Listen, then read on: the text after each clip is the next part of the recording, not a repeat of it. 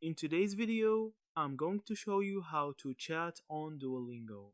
Go ahead and make sure that Duolingo app is updated in here in your App Store or Play Store. Now, open it. Now, in here, if you're hoping to chat directly with other users on Duolingo, unfortunately, the platform still doesn't support direct messaging. Duolingo has never offered a built-in chat function between learners, and community feedback confirms this remains unchanged.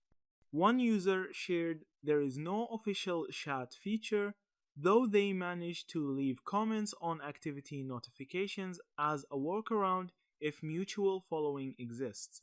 Historically, Duolingo did include features like live group chats, but those were phased out years ago due to moderation and safety concerns.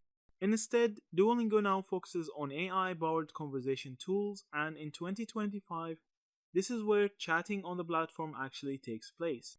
The new video call with Lily feature allows paid subscribers to Duolingo Max to engage with Lily, a Duolingo character, in realistic spoken language practice sessions.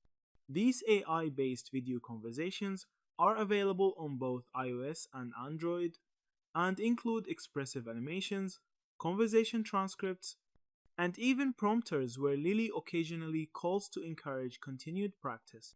Alongside video call, Duolingo's roleplay and explain my answer features under the Max tier provide interactive chat-like experiences.